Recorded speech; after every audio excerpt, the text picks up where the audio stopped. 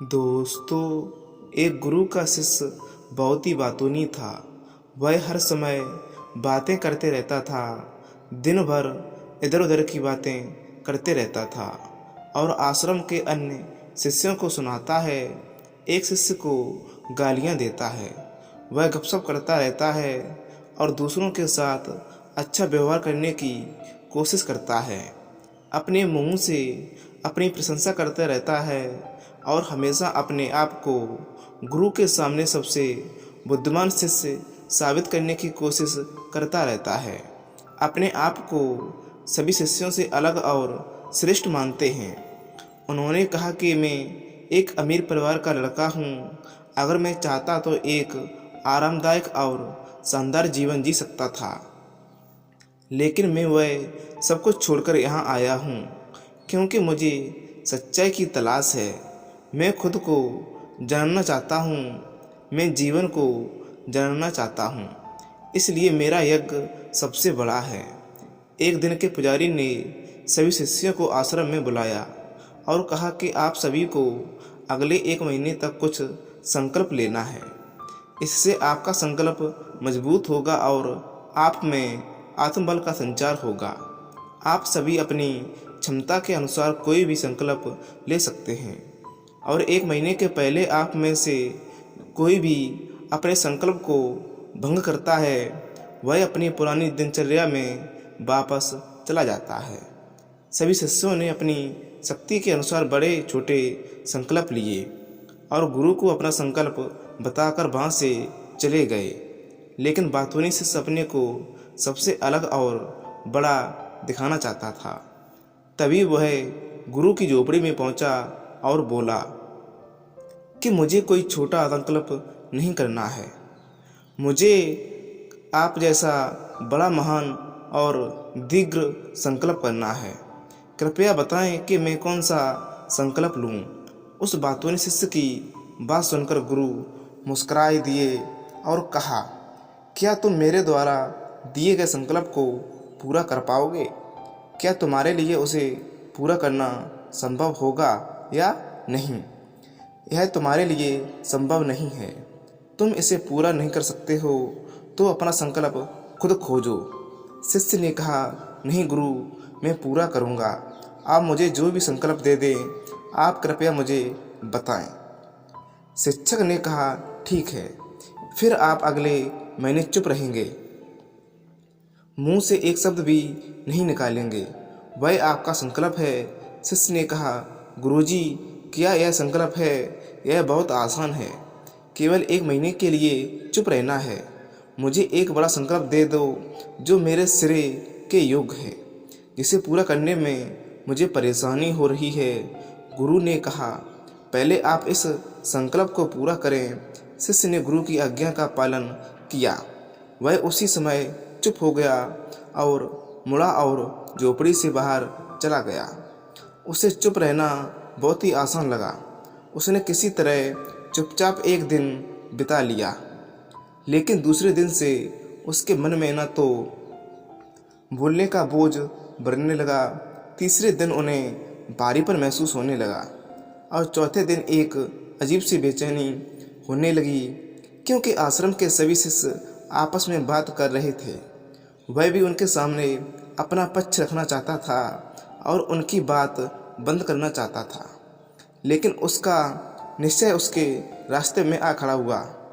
इसलिए वह सारा दिन केवल मुंह और आंखें ही बनाता रहा। ऐसे ही कुछ दिन और बीत गए और शिष्य बीमार पड़ गया। उसका सिर फटने वाला था। खाने पीने का भी मन नहीं कर रहा था। वह बोला और चाहता है मास्टर जी के पास गया और उनके सामने बैठ गया और उन्हें लिखकर कहा, मास्टर जी, मुझे बोलना है। बिना कहे मुझे सांस नहीं आ रही है। मेरा दम घुट रहा है। मैं अंदर से पागल हो रहा हूँ। मैं क्या कर सकता हूँ? क्या मुझे अपने संकल्प तोड़ देने चाहिए? मास्टर जी यह पढ़कर मुस्कुराए और कहा कि संकल्प तो टूटने के लिए होते हैं, लेकिन जो व्रत को पूरा करता है वही अपने भीतर की शक्ति को बढ़ा सकता है।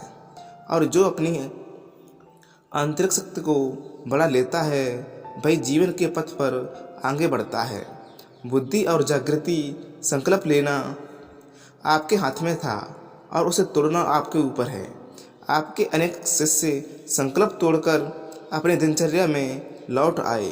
अगर आप ऐसा नहीं कर पा रहे हैं तो आप अपने संकल्प को तोड़ भी सकते हैं और अपनी पुरानी दिनचर्या में वापस जा सकते हैं। लेकिन याद रहे, अगर आज आप इस छोटे से संकल्प को संभाल नहीं पा रहे हैं तो बाकी ज़िंदगी कैसे संभालेंगे। हो सके तो बाकी फैसला पूरी तरह तुम्हारे हाथ में है। वैसे भी फैसला पूरी तरह तुम्हारे हाथ में वो बिना कुछ कहे वापस चले जाते हैं और खुद को अपनी झोपड़ी में बंद कर लेते हैं। झोपड़ी से बाहर आ जाते हैं केवल अपने आवश्यक कार्यों के लिए। बाकी समय वह कुटिया के अंदर ही बैठा रहता था। 15 दिन बीत चुके थे और आश्रम के सभी छात्रों का संकल्प लगभग टूट चुका था और कि प्रतिज्ञा लेने के बाद से वह एक शब्द नहीं बोला। पूरा आश्रम हैरान था कि इतना बोलने वाला आदमी चुप कैसे हो गया।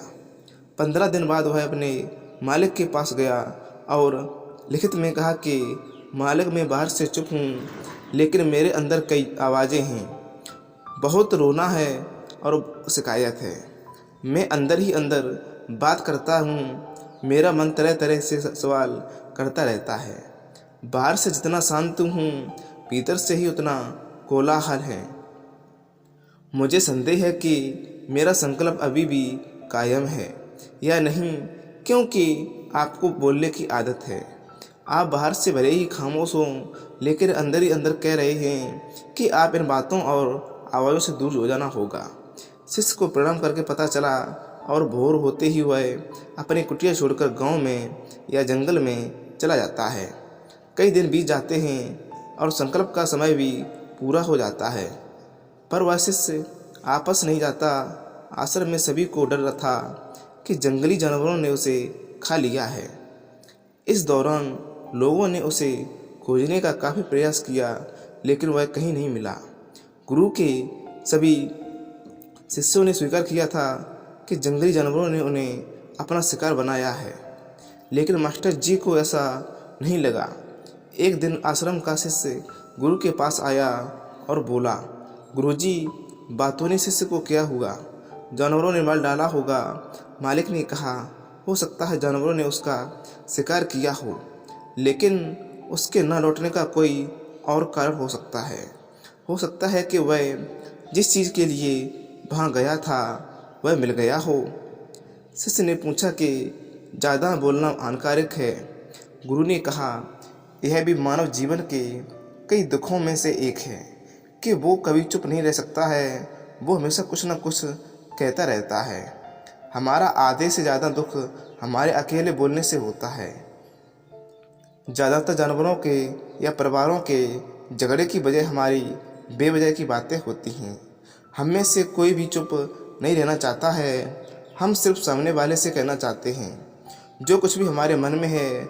हम उसे समझाना चाहते हैं कि आप गलत हैं और मैं सही हूँ, ताकि कहाँ तक उचित है, क्योंकि दूसरा भी वही कर रहा है और इस तरह सब एक दूसरे का सड़ा गला सामान ले रहे हैं। तो समय के साथ उन्हीं बातों की परतें गिनते रहते हैं और एक दूसरे को सुनाते हैं। इस तरह सुनाने का यह काम जीवन भर चलता रहता है। लेकिन इस अज्ञात में हम अपना समय, अपना जीवन, अपनी समझ और सबसे महत्वपूर्ण वह अनमोल क्षण खो देते हैं जिसे जिया जा सकता है, जिसका अनुभव किया जा सकता है, जिसमें आनंद पाया जा सकता है। लेकिन बदले में हमें क्या मिलता है? कुछ भी नहीं, सब व्यर्थ चला जाता है। हम इस पागलपन में क्या खो चुके हैं? केवल कुछ लोगों को पता चलता है, बाकी लोगों को उनके आने का पता नहीं चलता है, जैसे उन्हें जाने का पता नहीं है। शिष्य ने कहा, फिर क्या इसका समाधान है? गुरु ने कहा कि आपके विचारों को पूरी जागरूकता के साथ देखना ही सभी मानसिक समस्याओं से बचने का एकमात्र तरीका है। दोस्तों, वर्तमान में रहें और पूरी सजगता के साथ अपना काम करें। यह प्रसिद्ध जापानी जैन मास्टर सुन्नी जुस्की का कथन है, जिन्होंने अपनी पुस्तक जेन माइंड बिगनर्स माइंड में विस्तार से बताया है कि कैसे एक व्यक्ति अपने दैनिक कार्य के लिए साथ साथ जागरूकता का अभ्यास करता सकता है और एक जीवन भी जी सकता है। मानसिक रूप से स्थिर और सुखी जीवन आप चाहे उस बातों ने शिष्य को आश्रम छोड़े हुए 3 महीने हो चुके थे, पर उसका कोई समाचार न था। अब तक सब शिष्य भी उसके लौटने की आशा छोड़ चुके थे, लेकिन एक दिन वह आश्रम लौट आता है। उसे देखकर सभी चकित और प्रसन्न हो गए, लेकिन वह छोड़ने वाले में से नहीं था। वह कुछ और के रूप में वापस आया था। उसमें एक अजीब परिवर्तन महसूस किया जा सकता था। उसके चेहरे पर एक अजीब सा भाव था और उसकी आंखों में बड़ा सुकून था। आश्रम में आते ही सभी शिष्यों ने उसे चारों तरफ से घेर लिया और बात करने लगा। उसने अपने भाइयों से भी बात करना शुरू कर दिया। जितने भी शिष्य उससे बात करते थे, उन्हें लगता था कि वह पहले की तरह बड़ बोले और बातूनी थे। उनके मुख से निकला एक शब्द बड़े ही मधुर और ध्यान से सुना। कुछ देर शिष्यों से बात करने के बाद वह गुरु के पास गया और गुरु के पैर छुए और गुरुजी से, मैं अब भी चुप हूँ, क्या मेरा संकल्प अभी भी जारी है? गुरु ने कहा। कुछ देर तक शिष्य की आंखों में गौर से देखा और कहा, हाँ, तुम अब भी चुप हो। आपके मुंह से एक भी शब्द नहीं निकल रहा है और आपका संकल्प भी अभी कायम है। इसलिए मैं और गहरे जंगल में चला गया हो मैं पे कि मुझे वहाँ पर शांति मिली और मेरे मन में चहकना कम हो गया। लेकिन मैं जितना एकांत में गया, मेरे अंदर की आवाज़ें तेज होती गईं। मुझे अपने अंदर की पुरानी आवाज़ें सुनाई देने लगीं। तब मुझे एहसास हुआ कि मैं कितना गलत था। जब मैं बुरा करता था और अपने परिवारों के सदस्यों, दोस्तों और शिष्यों को बताते बातें, इसलिए उस समय मैंने सोचा कि मैं सही था। जब मैं गुरु भाइयों की चुगली करता था और उनका मजाक उड़ाता था, तब भी मुझे लगता था कि मैं उनसे बेहतर हूँ और मैं सही कर रहा हूँ। लेकिन उस दिन मुझे पहली बार लगा कि मैं कितना गलत हूँ। बहुत देर तक ये आवाज़ें, ये शिकायतें मेरे अंदर चलती रहीं, लेकिन धीरे धीरे मेरे अंदर से ये सारी आवाज़ चली गईं। अब मैं अंदर से भी खामोश हूँ। उस घने जंगल में बाहर से बोलने वाला कोई नहीं था और भीतर कोई आवाज़ नहीं बची थी। उस दिन पहली बार मुझे मौन का सही सब अर्थ समझ में आया। कितनी शांति थी मेरे आसपास। हालांकि अभी भी कुछ आवाज़ें थीं जो पहले आती थीं, लेकिन मैं उन्हें नहीं सुन सकता था। लेकिन अब मैं उन सभी आवाज़ों को स्पष्ट रूप से सुन सकता था। जो हवा की आवाज़, पक्षियों के चहकने की आवाज़, बहते पानी की आवाज़, भौरे की गुनगुनाहट की आवाज़ मैंने पहली बार पूरे होश में सुनी। मैंने अपने आसपास इतनी शांति कभी महसूस नहीं की। आप पहली बार जब मैंने शांति भंग करने के लिए आपसे मुंह से एक शब्द निकाला है, मैं चिल्लाया हूँ, हे भगवान, यह किस प्रकार की शांति है? सब कुछ इतना शांत क्यों है? क्या हुआ? लेकिन मेरे चिल्लाने पर भी शांति भंग नहीं हुई। सब कुछ वैसा ही है जैसा बाहर पहले भी सन्नाटा था और अंदर भी है। हे मालिक, मैंने अपने गुरु भाइयों से बात की, मैंने आपसे बात की। मैं बोल रहा हूँ, मैं चल रहा हूँ, मैं सब कुछ देख रहा हूँ, लेकिन मैं अंदर से बिल्कुल अकेला हूँ। मैं चुपचाप हूँ, भीड़ में हूँ, मैं अकेला हूँ और अंदर से अकेला भी हूँ। मैं तब तक भी अकेला हूँ जब मैं अपने आप में शोर मचाना चाहता हूँ। अब सब कुछ दिखाई देता है, सब कुछ सुनाई देता है। गुरु ने कहा, जब तक बाहर बातें करते रहेंगे, भीतर शांति ही होगी। जिस दिन हम अपने भीतर की आवाज़ें मुनेंगे, तो हमारे मुंह से जो भी निकलेगा, हम शांत रहेंगे। दुनिया में जितनी भी बुराइयां हैं, वे ज़्यादातर हमारे बोलने से ही पैदा होती हैं, क्योंकि हम चुपचाप नहीं रह सकते। हम ज़रूरत से ज़्यादा बात करते हैं, बल्कि चाहते हैं कि वह बात करना बंद कर दें। हम उसे बताना चाहते हैं कि मैं कौन हूँ। हम उसे अपनी सारी क्षमताएं दिखाना चाहते हैं। बस यही हमारे जीवन का उद्देश्य है। कभी कभी एक दूसरे को सुनाना नहीं चाहते हैं या समझना नहीं चाहते हैं। उन्होंने कभी चुप रहना नहीं सीखा, कि खामोश रहने से ही वो खुद को छोटा महसूस करते हैं। दुनिया के सारे युद्धों की वजह से हमारी बोली है।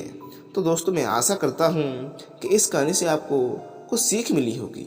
सीख क्या मिली है कि व्यर्थ में बोलने से आपकी ऊर्जा नष्ट होगी और ऐसा कहना हमें आपस में भीतर से रहना देता है, क्योंकि यह बातें हमें बाहर की ओर झुकाए रखता है। तो दोस्तों आप कभी भी अपने आप को कम बोलो, अच्छा बोलो। तो दोस्तों उम्मीद करता हूँ आपको ये कहानी अच्छी लगी है। अच्छी लगी हो तो वीडियो को लाइक और चैनल को सब्सक्राइब जरूर करें। नमस्कार दोस्तों।